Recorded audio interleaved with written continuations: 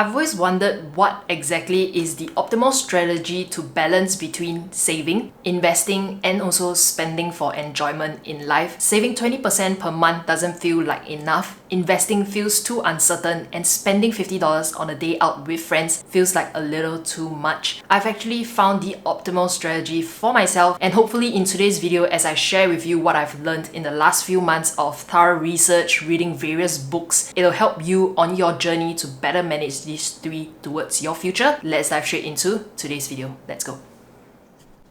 We've been told that in order to let our monies grow, investing is the way to go. However, I've always had this idea or question in my heart. Investment returns at the end of the day are non-guaranteed.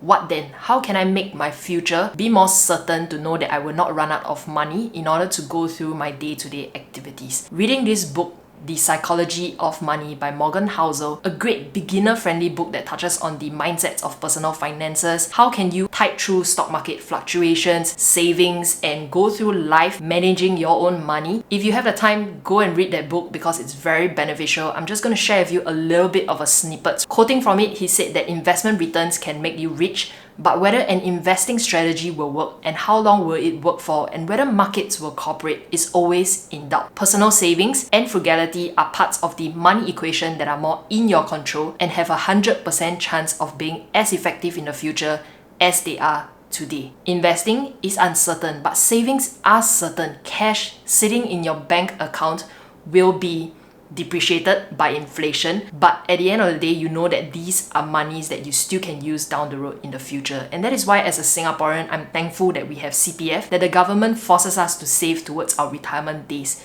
Yes, we do invest in order to grow more money, to spend more during our retirement, but saving cash, saving in our CPF is just as important. Cash is for my short-term needs, CPF is for my long-term needs, but CPF alone for your retirement days might not be enough, and that is where you supplement it with investing. Another quote from his book where he emphasized the importance of a high savings rate. Wealth is just the accumulated leftovers after you spend what you take in. And since you can build wealth without a high income, but have no chance of building wealth without a high savings rate, it's clear which one matters more. He's basically saying that you can actually build your wealth without a high income, you just need a high savings rate. And if you don't have a high savings rate, no matter how much you earn, you will never be wealthy. Take for example, two individuals, one earns $10,000, another earns $5,000. But the person who earns $10,000 actually spends $9,000 and only saves $1,000 as compared to another individual who earns $5,000 but saves $4,000. Between $1,000 and $4,000, you can clearly see that a person with a high savings rate will be able to build wealth faster even though he doesn't earn as much. And this emphasizes the importance of saving and saving as much as possible. Then some of you might ask me, if you are saving so much, then how can you actually balance out spending for enjoyment in life? Because life is meant to be enjoyed. You have only a limited time here on earth, and if you're not enjoying today, you're not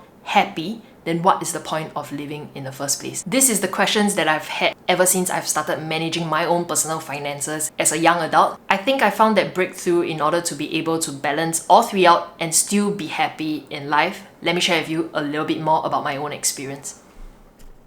I learned this concept from Ramit Sethi. He talks about how you can actually figure out what do you thoroughly enjoy spending on and then relentlessly cut back on the others. So after going through a few questions that I had for myself, I love spending on books, on cafes, on desserts, on time spent with family, on a meal out together. These are the things I don't mind spending my money on. And this is how I live out my rich life. And then I cut back on other areas like drinking, taking cabs. I save on all of this so that I can spend on my rich life and also save and invest. When you are first managing your own personal finance, I think it would work better if you were to be able to determine what are the things that you can spend on that will bring you the most joy and then relentlessly cut back on the other areas. Go and check his stuff out. Ramit Sethi, this guy that talks about how to live out your rich life. Save the rest, but I wouldn't follow the 50-30-20 rule because saving only 20% isn't a lot. Imagine if you take home $4,000 and you only save 20%, that would make up to $800. In 1 year, that is $9,600. And in order to hit $100,000 in savings,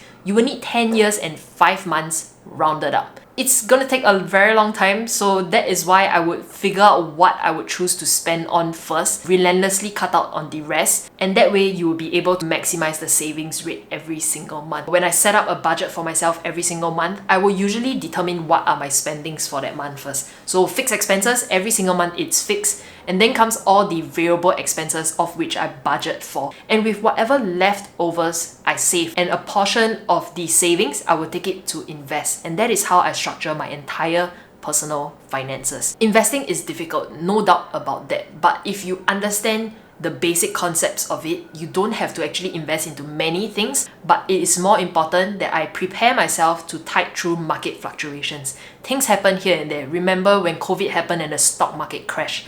Can you tide through that, stomach the loss of 50% in your investment account, and still go through your day-to-day life?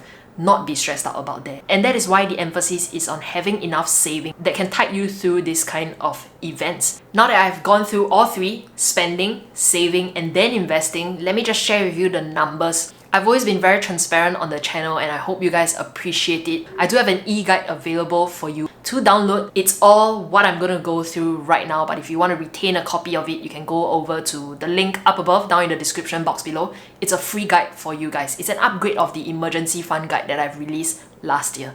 Let's go into that. I currently keep about $40,000 in liquid cash because I'm self-employed. In addition to that, I want to tide through any market events that happens. I want to stay invested, and that is why I do not want to touch my investments as much as possible. Having this big amount in savings, I'll be able to go through my day-to-day activities with a peace of mind. For any one of you out there who are gainfully employed, you might not need to keep this much in emergency funds, in safety net cash. Determine for yourself a comfortable amount. How I'm allocating it, I was using GXS Bank and Merrick Bank because I was not in Singapore in the last few months. I wasn't able to use UOB1's savings account, fulfilling the credit card spending of $500 a month. Now that I'm back, probably I would be able to, but bulk of my money right now is actually sitting in Moomoo SG liquidity fund. For an existing user in January, they were offering 5.8% guaranteed returns. Right now it's actually 6.8%. After I started, a few days later, they launched the 6.8%, so too bad for me, I guess. After my period ends, I'll be able to go into the 6.8% guaranteed returns for the first 31 days. I just want to add a disclaimer that even though I'm an affiliate partner, I do use Moomoo Singapore personally to invest into the stock market. If you've watched various videos on my channels or you've heard me talk about how I'm navigating my investments into Singapore REITs, I do use their platform as well, and it's great to be able to share about a partner and something that I do personally use on a day-to-day basis. Existing users, go into the app under promotions, you'll be able to see this offer. For new users to Moomoo Singapore, the sign-up promotion is actually worth up to $900, and this is how it works. My link exclusive, because I'm working with them, they're giving you $20, $2 daily for 10 days when you deposit $100 and make one buy trade. That one buy trade can be subscribing into the SGD Fullerton Cash Fund, a money market fund that gives you daily returns. And next comes the 6.8% guaranteed returns on a maximum deposit of $60,000, of which will give you $340 if you had deposited $60,000 for 31 days. Your amount is not locked in, just that if you withdraw during the promotional period, the amount that you will receive will be prorated accordingly. More details on the prorated calculation down in the description box below. I do also have a written guide, of which I'll put the link below for your reference as well. Reward number 2 is when you deposit $3,000, make 3 buy trades. The buy trades can be buying into the SGD Fullerton Cash Fund, and you'll receive one stock bundle comprising of Apple, Nvidia, Tesla, NIO, and C shares worth $70. Hold it there for 30 days and these shares will be unlocked into your account. The next reward is when you deposit cumulatively $10,000. Make 8 buy trades, also cumulative, meaning if you had deposited $3,000 previously, you can then deposit the next $7,000, make 5 more buy trades, and you will get 3 stock bundles comprising of the same shares. Hold the $10,000 there for 90 days. And reward number 4 is when you deposit cumulatively $100,000, no buy trades required, you receive 1 Apple share. You do need to hold that $100,000 there for 90 days. Adding all of it up, it is actually worth $900 SGD. For myself, I currently have $25,000 sitting in Moomoo SG liquidity fund, earning me 5.8% guaranteed returns for 30 days. Thereafter, any fresh funds that I add in will be at the 6.8% guaranteed returns. Moomoo's SGD liquidity fund, as the name suggests, is liquid. Hence, if I were to submit an order to buy into the fund before 9 AM, the returns will be calculated on the same day. And if I were to withdraw on the same day before 9 AM, I will have it back into my account by 8 PM the same day. A money market fund at the end of the day is an investment, but if you were to compare it with any other investments like buying into individual stocks, the money market fund's investments is usually the lowest risk of an investment that you can make. I do have other videos that talks about the money market fund. I'll link it up above and down in the description box below, but this is my current setup. I do have detailed guides, as I mentioned. All of the links will be down in the description box below. I hope today's video has helped you in one way or another, and if you have any questions, as always, DM me on Instagram or pop it down in the comments section below, and I'll see you guys in my next video. Bye bye.